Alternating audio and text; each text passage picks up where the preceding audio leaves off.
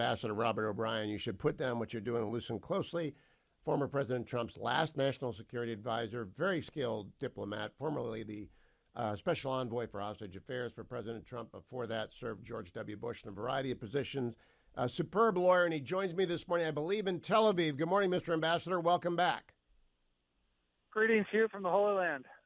Tell me what you were hearing off the record. You're meeting with senior Israeli officials. We're not going to name who. What are you hearing off the record from your old friends, and you spent a lot of time in Israel when you were the national security advisor, about this administration's handling of the Israeli-U.S. relationship?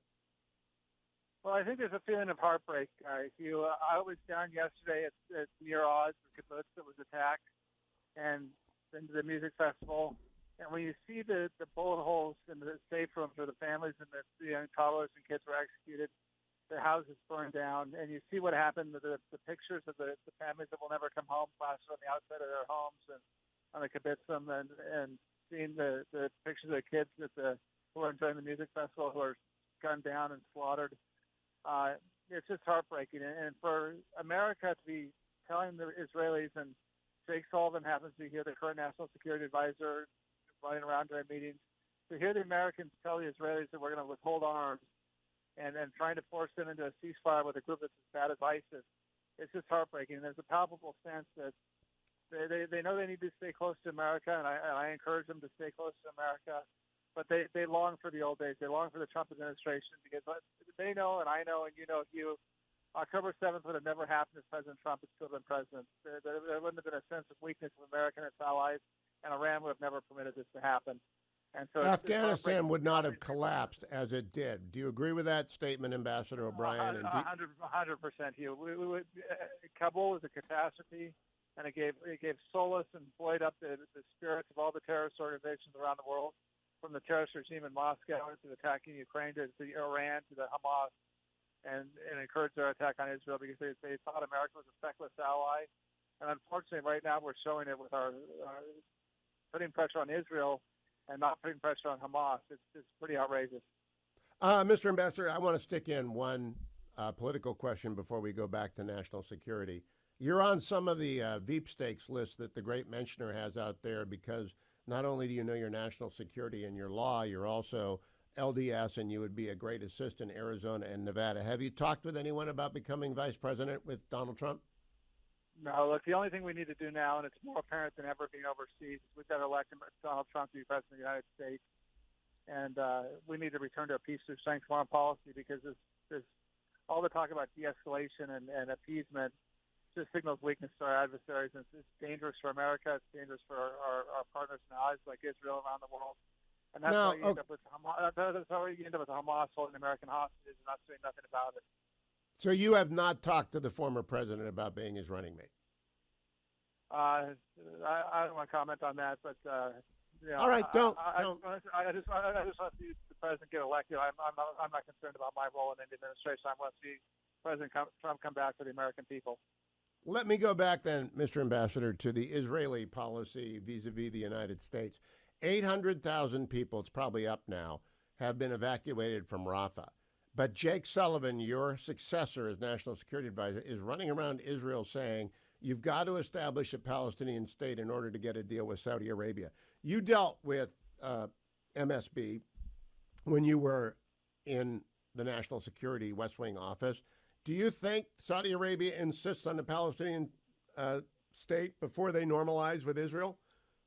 Well, that was never a condition with us, and so maybe it's a new condition. I don't know what Jake's talking to NBS about or KBS, but look, the key job here is what President Trump said and what I've said from the start, is they need to finish, the IDF and Israel need to finish off Hamas the way we finished off ISIS. They need to destroy the physical caliphate. They need to get the leadership out of Rafah, kill or capture them, and they need to rescue the hostages. And only then can you start talking about the day after and what's to come. But look, normalization between Saudi and Israel would be good. It would be great to add them to the Abraham Accords. But the first order of business is getting rid of this caliphate that's holding American and Israeli hostages and is creating terrorism in the region. And we got to help the IDF finish the job. I want to Because underscore what a diplomat does when his interlocutor says something dumb. I didn't refer to MBS as MBS. I said MSB, and he didn't correct me. He just said MBS. Thank you for that, Ambassador. Tell me, though, about President Sisi. I don't recall you telling me if you have spent time with President Sisi, but it seems to me that Egypt, are they saying one thing publicly and another thing privately about the Philadelphia corridor? well, look, President Sisi and I have spent time with him, and he was a very strong general. He had to come in and get the Muslim Brotherhood out of Egypt, and the only place there's been a Muslim Brotherhood government outside of Egypt for a short period of time is Gaza. Hamas is Muslim Brotherhood, and we saw the terror and the tragedy and the poverty and why we lost all the money into building terrorist tunnels to attack Israel. That's what you get with a Muslim Brotherhood government. So General Sisi, President Sisi understands that, and I think he's trying to work with the Israelis to make sure that Hamas is done and finished in Gaza. Now, Lord Andrew Roberts, the historian, stood up in the House of Lords on Friday and said the ratio of civilian casualty to terrorist dead or wounded is 1-to-1 or at worst 2-to-1, both of which are records for a civilized army. Do you agree with Lord Roberts, and are we over pressuring Israel on their tactics to the detriment of the persecution of the war? Well, I always agree with Lord Roberts. He's a smart guy. He's a good friend, and great member of the House of Lords in the UK. Wrote a terrific biography of Winston Churchill, so he knows what he's talking about. And I spent time with the Brigadier General this morning. It was just, you could see how pained he was.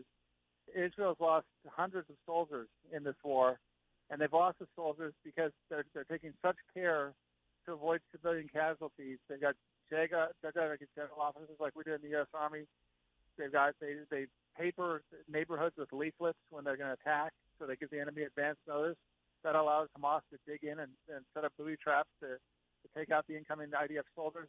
The lengths that the Israelis go to show their values are different than Hamas, to show that they're civilized and they're fighting barbarians, is enormous, and it puts their soldiers at risk.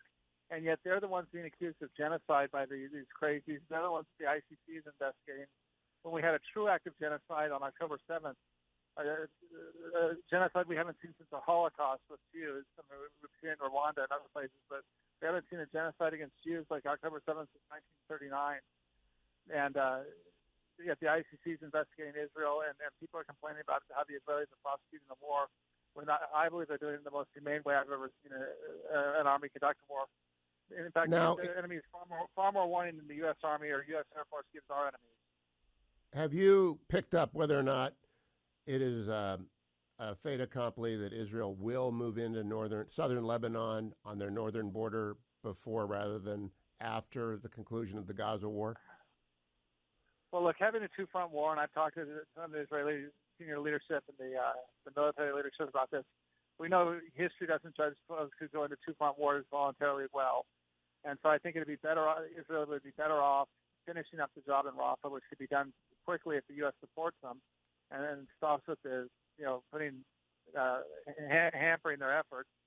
And then they've got to turn to the north, and Hezbollah is going to make a decision: do they want to be Iran's proxy and become martyrs for Iran, or do they want to maintain their lifestyle in Lebanon? And but the idea that Hezbollah can have the same type of units that Hamas had, meters away from Israeli villages, with commandos ready to storm across and rape and kill Israeli women and children at a moment's notice, that can't be possible. And in fact, the UN has told Hezbollah in Resolution 1701, move up north of the Litani River. So I think Israel needs to finish off their job in Rafah and finish off Hamas, and then they got to go and have a concerted diplomatic effort to explain to Hezbollah the same thing will happen to them that happened to Hamas if they don't back off.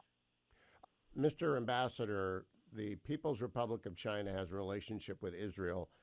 Have you talked to anyone about whether or not they've got to reassess that relationship in light of what we've done vis-a-vis TikTok in the United States? And was that a good choice that the Congress and the President made? Yeah, that's a great question. I've raised the TikTok issue with every Israeli official, and told them they need to understand that the Chinese are using TikTok to divide America. They're using it to support Hamas, and that they're using Israel to divide their society as well. And look, it's not just TikTok; it's these electric vehicles from China that are full of sensors that they're exporting to Israel and other countries, and we've got to stop those from coming in too. As far as the Congress, I'm glad Congress passed the legislation on TikTok. I was in favor of a full ban, and President Trump, at the end of his administration, banned TikTok from being used. Unfortunately, it was overturned in court, and the Biden administration rescinded the order. But I think the second best thing after a ban is to have TikTok owned by an American company and try and keep the data out of the Chinese hands. So whether that could be done or not, we'll have to wait and see. But I supported the bill because it was certainly better than the status quo, where the Chinese Communist Party has access to your phone, all your data on your phone, your passwords, your medical records, your text messages, your social media posts. I mean, everything on your phone is the property of TikTok if they're on your phone. So I'm glad to hear you're talking to the Israelis about it, because it's my belief. I've heard a lot of Israeli guests on with Dan Senor, some Israeli guests on the Times of Israel podcast, What Matters Now, their daily update. And they're all amazed at how overwhelming the pro-Hamas propaganda has been that Americans are reacting to. And I said they should not be surprised. TikTok is like they're mainlining pro-Hamas stuff into kids' arms. Is that true? It's absolutely true, and you can put a profile on TikTok that says you're an 18-year-old male interested in automobiles, and every third ad will come up as a pro-Hamas propaganda ad. So they're shoving it into the bloodstream of our kids. And listen, if you're a young airman out at Advanced Air Force Base in Enid, where you've got your new affiliate, get off TikTok. They want to geolocate you. They want to know where you are, what you're doing. And that goes for our soldiers, sailors, Marines, not just Advanced, but all over the world at any base. Stay off TikTok, because the Chinese are building a profile on you if you're a U.S. serviceman or woman, and you don't want to have any part of that. I didn't know that Enid was home to an Air Force base, but I'm going to say to my new affiliate, KGWA, if the National Security Advisor is talking to you, you got to tune in every day. Does Enid have an Air Force base? It does. Advanced Air Force Base is where they train our young pilots to become fighter pilots and tanker pilots and C-130 pilots. And it's a beautiful city out in the plains. And Oklahoma's a great state, as you know, but Enid has been the host of Advanced Air Force Base for many years. Okay, last question. Are you feeling confident about President Trump returning to the White House? Well, I hope so. Look, I'm notoriously bad at the polls. The polls look really good for the president, all the swing states. And look, I think Americans they've got a choice here. Are you better off now than you were 4 years ago? And now they can look back 4 years ago and see what President Trump did on the foreign policy and national security. There was peace in the world. We were getting peace agreements all over. There were no wars. President Trump didn't get us into a new war. And we had a great economy. And so if you want to return to those good old days, it's a pretty easy choice, in my view. Ambassador Robert O'Brien, thank you for joining me. I know you're on your way to an important meeting with another senior Israeli official, so thank you for finding the time to call in. I appreciate it from Tel Aviv. Great to be with you, Hugh.